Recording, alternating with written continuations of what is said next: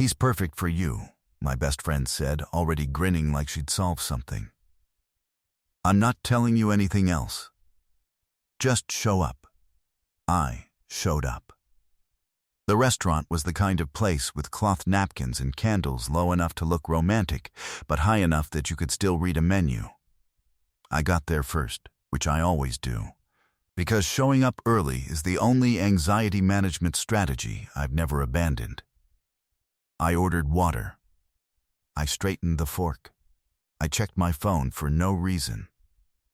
And then the door opened, and a man walked in, and I felt the floor drop out from under me.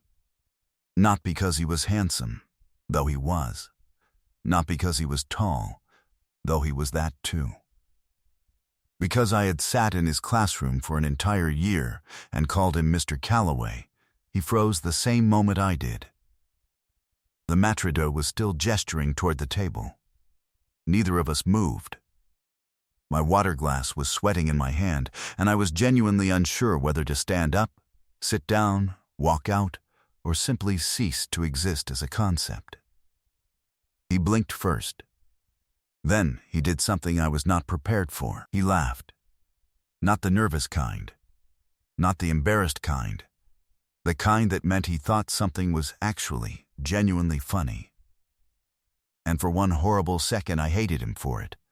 Because I was not laughing, I was having a small medical event in a nice restaurant.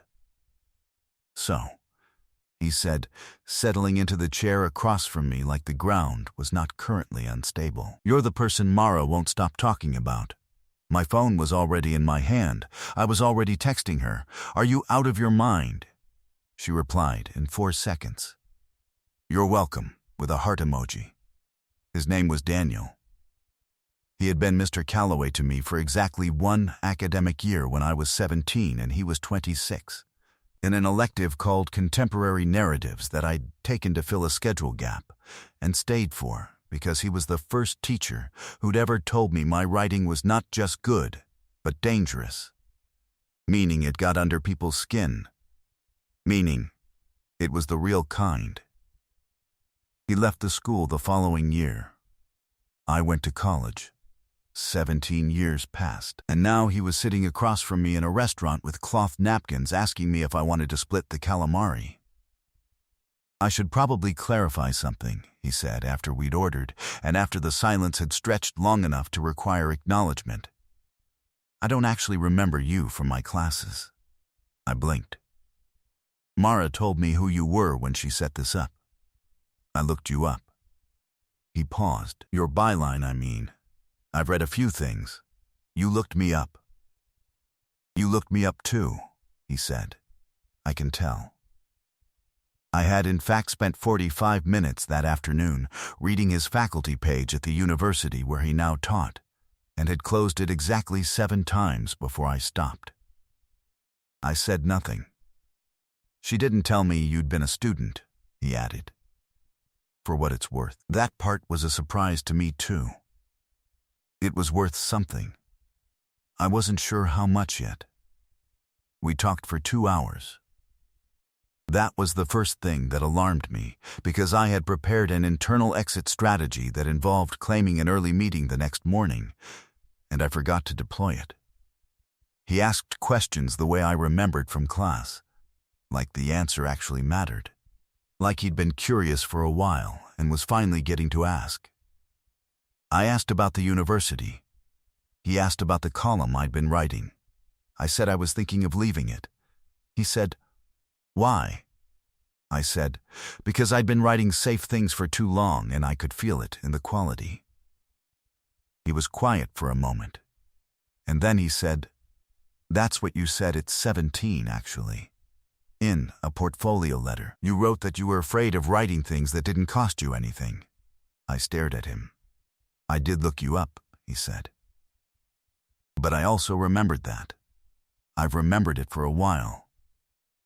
Outside the restaurant, standing on the sidewalk in November air, with our breath making small clouds, he said he'd had a good time.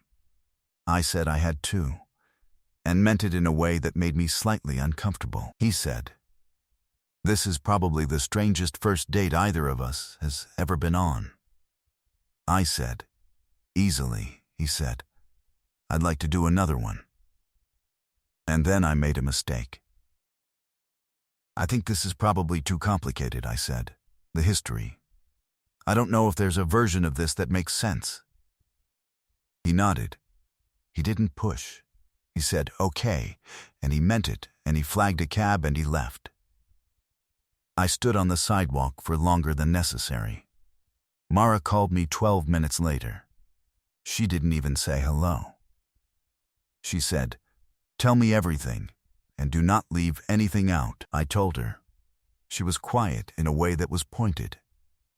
Then she said, you like him. That's not the point. That's the entire point, she said. You haven't talked about anyone the way you're talking about him right now in 4 years. You're describing his questions, Ellie. You're telling me how he asked things. That's not someone you're uninterested in. I went home. I made tea I didn't drink. I sat at my desk and opened the column draft I'd been stalling on for 3 weeks, and I wrote nothing. And then I wrote 1 sentence, and then I deleted it, and then I wrote it again, and it was better the second time. Which told me something I didn't entirely want to know about where my head was. He texted at 11:15. Not a question, not a pressure, just, I meant it about the writing being the real kind. Still do. I read it 4 times. I didn't text back that night. I did text back in the morning. I said, if I agree to a second one, I need it to not be at a nice restaurant. Because I spent the whole time worried about the fork placement, and I barely tasted the food. He replied, there's a Thai place near campus with plastic chairs and a chalkboard menu, and it's the best thing you'll eat this year. I said, that sounds terrible. He said, I know. Tuesday? I said Tuesday. That was 4 months ago. Here is what I know now that I did not know on that sidewalk. Complicated is not the same as wrong. The history was real. The power imbalance of a classroom is real, and it deserved to be named, and we named it, directly over plastic chairs and the best curry I've had in a decade, because he brought it up before I could. He said, I want to be clear about something. What I said in that restaurant, that I remembered your writing, that's the entirety of what I remember from that year. I did not carry a torch. I did not think about you. I thought about a student who wrote something true, and I hoped she kept doing it. And then I met you as a person, and those are completely different things. I said, I know. He said, I want to make sure you know. I said, I do. I knew in the restaurant. He said, okay, and then we ate our curry and talked about books for 2 hours, and the strange weights that had been sitting in my chest since November slowly, one by one, set themselves down. He came to my apartment on a Thursday in February when the heat was broken and I was sitting on the couch in 2 sweaters, editing something terrible. He read over my shoulder, which I normally cannot tolerate from anyone, and said, the 3rd paragraph is doing too much. Cut it in half. I cut it in half. It was better. I hated that he was right and loved it at the same time, which is its own kind of information. I was the one who said it first. Not dramatically. We were washing dishes after dinner, and I said it the way you say something you've been thinking quietly for long enough that it comes out calm. And he dried his hands and turned around and said, I know. Me too. For a while now. And I said, why didn't you say anything? And he said, because you needed to get there yourself. You always do. And here is the part I think about when I'm lying awake at 2 in the morning, not because something is wrong, but because something is so specifically, improbably right that my brain doesn't know what to do with it. He was correct. I did need to get there myself, and the only reason I got there at all was because I made a decision on a sidewalk in November based on the story I was already telling myself about what was too complicated. And then I woke up the next morning and sent one text, and the whole story changed. My best friend Mara took full credit. She earned it. I told her so, which cost me something, and she received it beautifully and immediately reminded me of it every time she gets the chance. The column I'd been stalling on for 3 weeks, I finished it the morning after the restaurant. It was the best thing I'd written in 2 years. I know because the comments were not polite. They were personal and messy and argued with each other, which is what happens when something gets under people's skin. The real kind.